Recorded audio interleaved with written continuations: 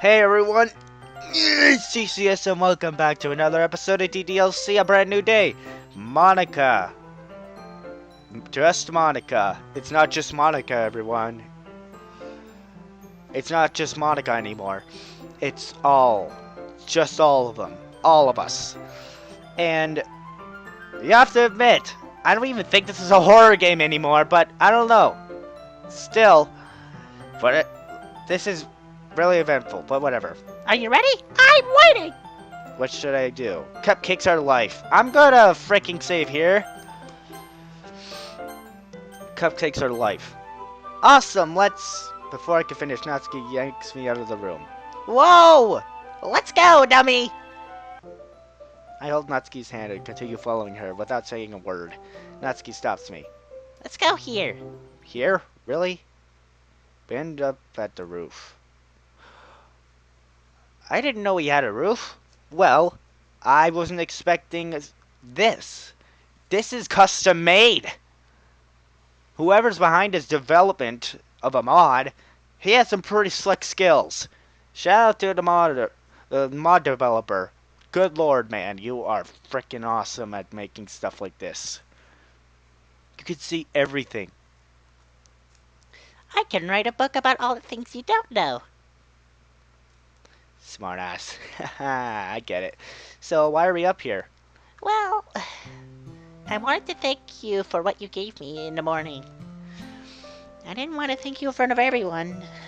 Thanks for the food. If I didn't have it, I would have been a goner for sure. My dad never made dinner that night. He never made any meals or brought food home for the next day either. I was so starving. He never leaves any food for me in the house or money for me to buy anything. How did you know to make me something? Now's my chance. If you really want to know, I grab Natsuki's hand. What are you doing, you big dummy? Let go! It's because I love you, silly. Ah! Natsuki goes silent. You know I love you too, you big dummy. It's just hard, you know? Having to deal with all my problems at home. It's so hard. I don't have no one I can talk to. You're not alone. I'm here for you, always. I hold and kiss Natsuki. Nothing to say? Thank you. I'll talk to you more. Be there for me, okay? I hug Natsuki again. I'm always here for you, and if you're in trouble, call me. I will come running. Is that a promise? Damn sure it is, no matter what. Then let me give you something, TCS. Natsuki texts me her address. I won't forget this. I'll hold you to it. Thank you, TCS. Natsuki starts to tell me more. My dad was always like this. We used to be a family, a normal family. It wasn't until my mom passed away, and he started to change. Kind of reminds me of Clanad. The protagonist's mother died having him, and he started going to drinking, but he wasn't abusive. He just wants whatever. He wasn't abusive, he was just depressed all the time, and the main character couldn't take it, and he always snapped at him, the father. I thought it was temporary, but it got worse and worse. He stopped giving me money for school. Then he stopped getting food for the house or making anything to eat. Like he's taking it all out on me. Like it's my fault Mom died. I miss her too. And now he's starting to... That's all I'm going to tell you now. Now let's head back before the other girls get mad. We hold hands and walk back to the literature club. I'll find out why your heart hurts so much and save you, Natsuki. Back in the club again. I see you had a good time at a festival. Monica noticed we are still holding hands. Gross, gross, gross! Oh, there she goes again. Oh well. Yay, I'm next! What should I do? Never leave a pretty girl hanging. Shh! Frick off! Sayo! She immediately yanks me out of the classroom because I can finish my sentence. We start to walk down the hallway. Where are we heading now? Sayori holds my hand and leads me outside. Oh my god, this is freaking amazing, man! This is all custom made! You should become like... If Sekai Project has a new animated visual novel, you should be one of the visual novel art designers, man! I'm just serious! If this is your work, this is awesome! Also, that is... It would make more sense if it was cicadas. Anyways, it looks way too beautiful. And it sounds beautiful too. And I know that's stock, but whatever. But this art, I, I hope it's not stock. She leads me to the small forest we have on the school grounds. Phew, I just wanted to get away for everyone so we wouldn't get any inconvenient interruptions. I've been waiting to do this all day. I can guess what's coming. I take a preemptive strike. I hold Sayori and give her a big kiss. Huh? Oh, you beat me to it. Not fair. Success. I gotta be careful with the medicine I'm taking. I might not stop. Speaking of that, how are you feeling? A little better, actually. The rain clouds above my head are starting to go away. Slowly. I'm starting to feel different. Thanks to you. I'm taking my medicine every day. My parents are taking me to a psychiatrist twice a week. You were there to help me when I needed it. I didn't think anyone could help me. Thank you. I hold Sayori close again and kiss her again. Ah, Sayori tries to fight back, but gives up. I just can't win against you. Adorable. By the way, Yes, TCS? I'm sorry for being so forgettable at times. There's something I wanted to give you a while ago, but I just kept forgetting. Well, not anymore. I craftily pull out the gift and almost drop it to the ground. Sorry, I tried to act cool, but failed miserably. That's what I always loved about you, TCS. You always keep it real. I blush and hand Sayori the gift. Sayori starts to unwrap the present. I wonder what this could be. It's a Sailor Moon and Tuxedo Mask. Why? Why? You know what? This is starting to make me want to watch Sailor Moon. Are you happy now? Are you happy? My God! Remember when we were young and we used to watch Sailor Moon together? You actually remembered? I never forgot. I said that I would be your tuxedo mask. If you hadn't needed help, I would be there for you. I was stupid before, but that was a fluke. That will never happen again. I will always be there to save you. I love you, Sayori. Thank you. I love you too. Sayori holds me close. We stay that way for a few minutes. We should head back. If we take too long, I think Yuri's gonna get angry. I let go of Sayori's soft embrace. Okay, let's head back. I hold Sayori's warm hand and walk back to the school building. I return back to class with Sayori. I quickly get to my bag and I take the large bento box and place it on the corner of the room. I take my bag and head towards Yuri. I'm not ready. Physically or emotionally. Ouch.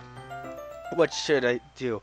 Seriously, stop with the stupid jokes. I'll take a stab at this. That's okay, I can wait for you. Yuri fumbles around and places some things in her bag. She takes my hand and we walk out to class. You know I'm not that good around people. I wanted to do something different today. Do you trust me? Sure, I don't see why not. Good. I continue to hold Yuri's hand and follow her further down the school halls to a quieter part of the school.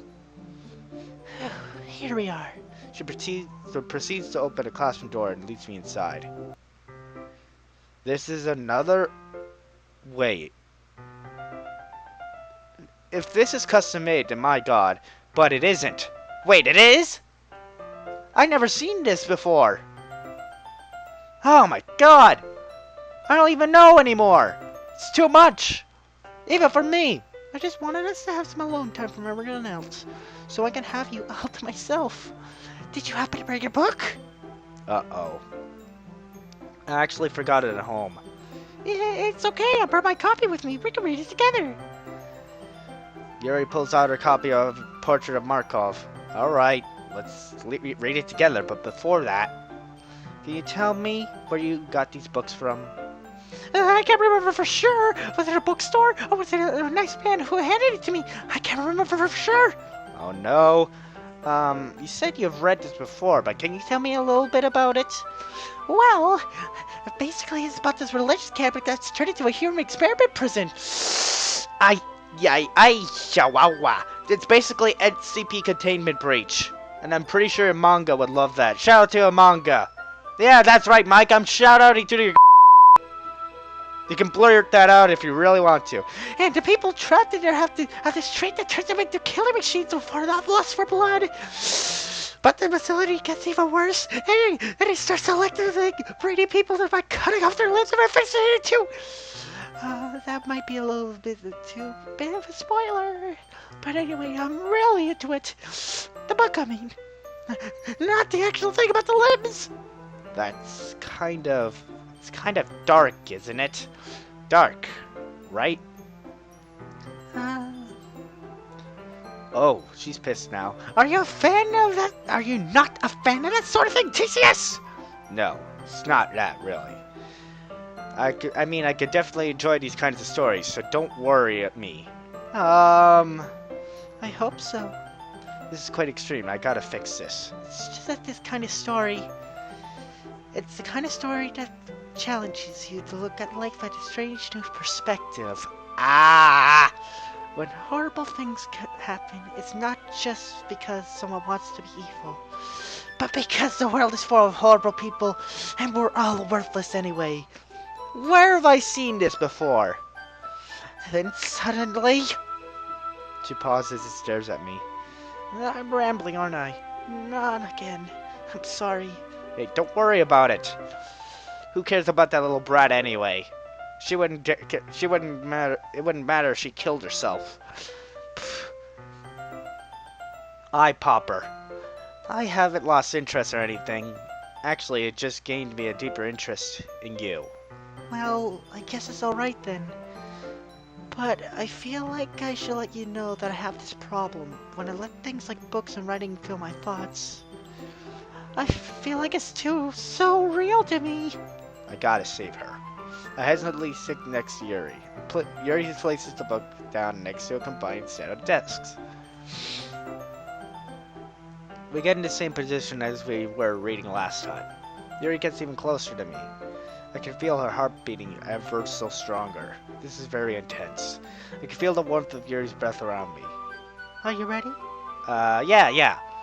You can turn the page now. Oops, sorry. I think I got distracted. I glance over at Yuri's face again, and our eyes meet. I can't get too distracted. I know she's pretty, but I can't let that stop me.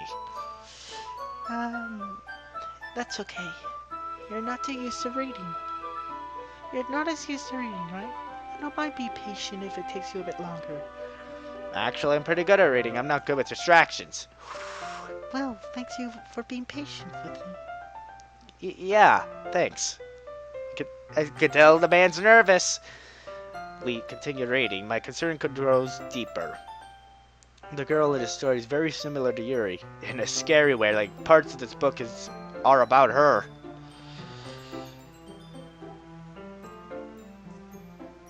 Yuri no longer asks me if I'm ready to turn the page. Instead, I just assumed that she finished the page before me, so I turned it by my own volition. We continue the next chapter in silence. I read further in and find out even more. This book is sick. I got to get it away from her. I carefully flip the page as sweat is overflowing from my palms. Ow! I can feel her warm, pulsating body heat next to me. Still, I notice the only time I don't get sick is when I read this book together with her. Strange. Why is the book reminding me of terraformers? Don't know that anime? I wouldn't suggest watching it if you are very squeamish to blood and experiments.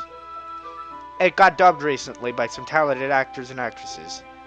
Hey, Yuri, this might be a strange thought, but the main character reminds me of you. Eh? This is what she looked like in Act 2. No, I don't relate to this character at all. Definitely not.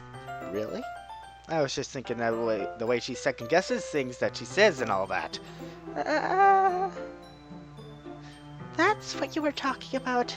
Sorry. I know what she's thinking. I thought you meant something else about her. Something else? Tell me more. Is this book, this story, something linked to us? Never mind. Come on, you can spoil me.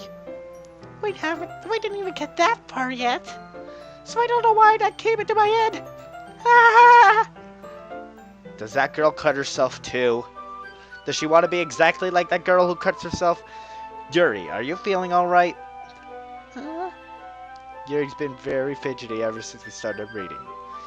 You can rest if you're feeling sick or something. Your breathing has been very heavy. My breathing?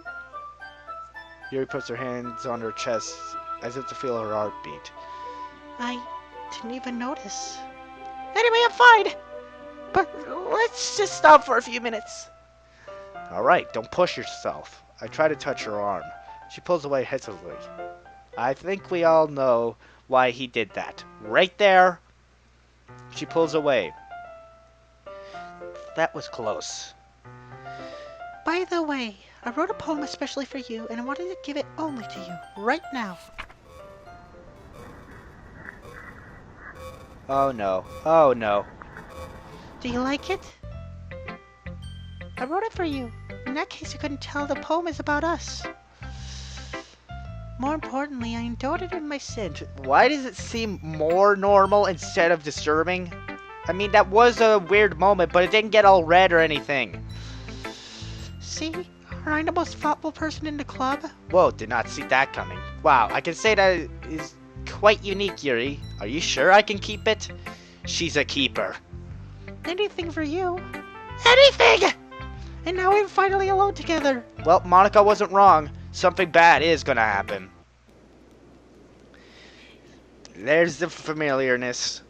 Well, we're gonna save her. We're gonna make sure that we save her. Why do you think we got her last? Finally. This is really all I wanted. I've been waiting a long time for this.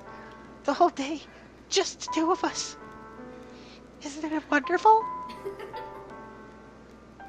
Ooh. Wow. There's really something wrong with me, isn't there? What you? Nah! This is bad. But you know what? I don't care anymore. I never felt this good in my whole life.